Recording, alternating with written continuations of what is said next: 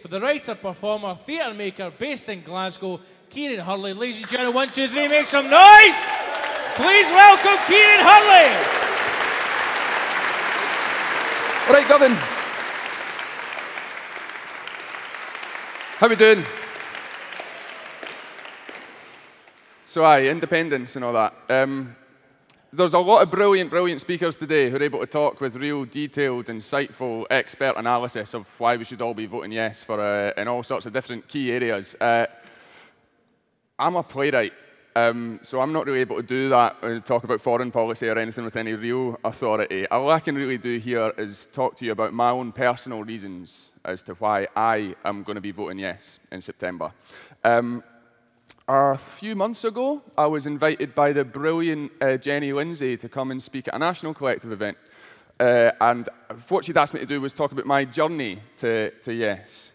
And it dawned on me, thinking about how I was going to respond to that I didn't really have a recognizable journey as such, more just a bunch of reasons that had been refined over time and through dialogue and through debate and are still being refined now. And I began to jot down some of these reasons, and I came up with 25. There might be more, but I had these 25 reasons. And so I'm just going to share them with you guys again today. Anyone that happened to be at that event has already heard me do this and is thinking, change the record, Hurley. To use, I apologize. But for the rest of you, maybe it'll be new. Going to read them off of the big mad yellow phone, so bear with me. Here we go, 25 reasons for yes. Number 1, because there is nothing inherently isolationist or inward-looking about choosing to elect your own government. Number 2, because if Labour or any of the other unionist parties were really serious about wanting to see significantly more devolution within the UK now, they wouldn't have united to remove this option from the ballot paper. Number 3, because people say there are more artists voting yes, and that's because artists tend towards imagination, hope, and possibility, rather than a kind of level-headed, rational pragmatism. Because that's supposed to mean that we don't really know what we're talking about, not like proper grown-ups, not really. But I say, if the outcome of this so-called pragmatism of yours is the brutalizing logic of failed austerity, then maybe it's time to listen to the artists. Number 4, because we're not going anywhere. Number 5, because sure, I like David Bowie, but not that much. Number 6. Number 6, because the radical independence conferences have been the biggest, most hopeful, most active gatherings of the organised and unaffiliated left in Scotland in my lifetime. Number 7, because defending working class gains of all kinds is vital and urgent. Independence should be viewed as a first line of defence against the relentless advance of 21st century neoliberalism.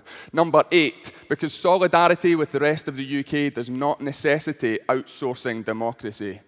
There will be many who tell you that independence amounts to us turning our backs on the rest of the UK, that it is selfish, that it is an act of abandonment, that there is more that unites us than divides us, that ordinary people in Edinburgh and Glasgow have more in common with ordinary people in Liverpool than we do with the Duke of Buccleuch. Well, on that last point, they're right. And we also have more in common with ordinary people in Dublin, Madrid, Chicago, Malmo, Auckland than we do with the Duke of Rothesay, or the Duke of Argyll, or Devonshire, or the Duke of frankly anywhere for that matter. Because what kind of genuine internationalism can be based upon the idea that the people you have most in common with are those you share a border with? People living in Scotland will still bolster pickets in England. We will still support movements for social justice in the rest of the UK after independence. There is nothing at all about solidarity that demands lasting political union. There's a better way for us to be neighbours, and it's within our reach. Number 9.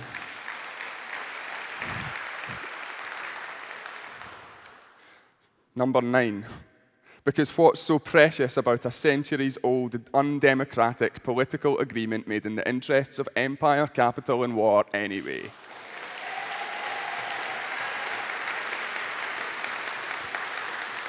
Number 10, because I'm not a nationalist.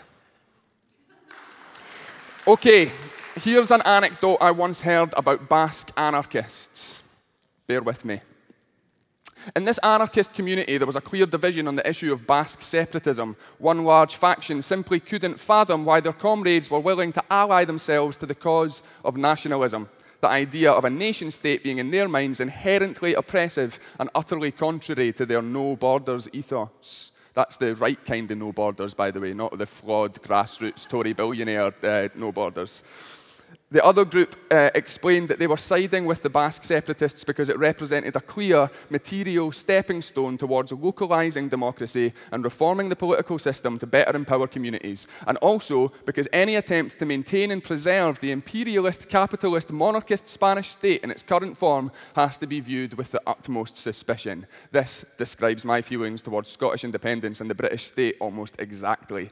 Number 11, because I'm uncomfortable with using the word evil, but if there's one place it can probably be accurately applied, it's in describing weapons of mass destruction. Because justifying their existence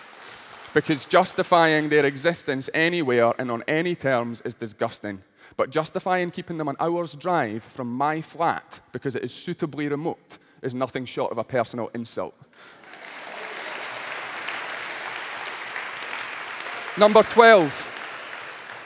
Because so much of the worst of what's been inflicted on the people who live in Scotland has been done so by governments that they did not vote for. Someone explain to me how this is okay again. Someone please explain to me how, even in the hyper-accelerated idiocy of the current state of global affairs, this is to be considered normal and right in a so-called democracy. Number 13, because if it does lead to more autonomy for Shetland and for Orkney, and who knows, then that would obviously be a good thing. Because localising democracy is a great thing to do. Sure, the SNP are a centralising party, but this isn't about the SNP. An independent Scotland opens up a space for us to reimagine over time all of our relationships to governance and to power. Number 14, because I'm not a patriot. Because there's nothing about the accident of birth of being Scottish that I think I can be particularly proud of. We're not somehow better than people who are born in or who live in another geographically or politically defined population of people, but we're not any worse either. Number 15.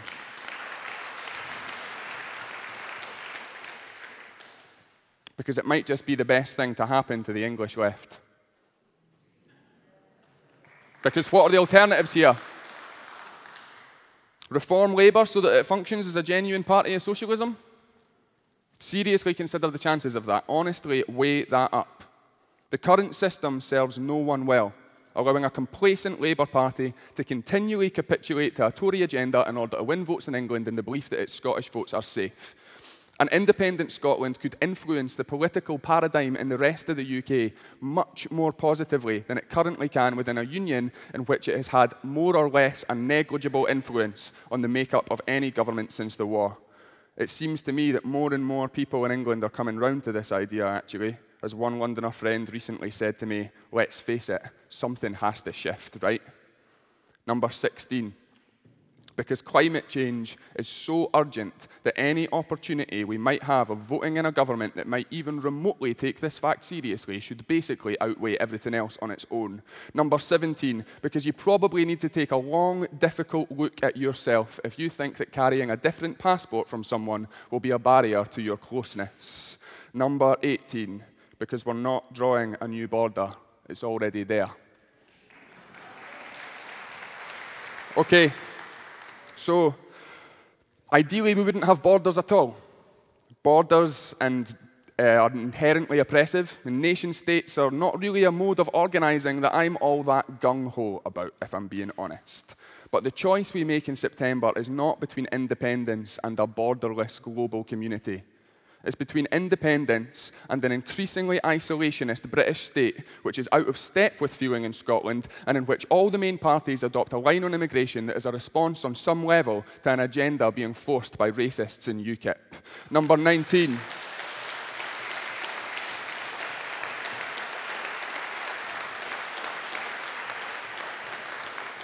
Number 19. Because if you pick up the white paper and turn to page 271, in the section on immigration policy, you'll find these words. In an independent Scotland, we will close Dungavel. if we're going to talk about immigration, if we're going to talk about racist governing practice, if we're going to talk about wanting to be a welcoming society, then when all is said and done, one thing looks pretty clear. If you can vote against Dungavel, you should damn well vote against Dungavel. Number 20, because boz to the Tory party. And boz to Westminster. There, that's a reason. Because the thought of David Cameron crying into his cornflakes makes me happy. Because it would have made Thatcher furious. Because all the hereditary landowning peers in the House of Lords can get to. This might sound like childish and petulant reasoning for such a hugely important decision, but it's not. When a political system has alienated you and the people around you so thoroughly and for so long, wanting to rip it up and start again is a perfectly reasonable response.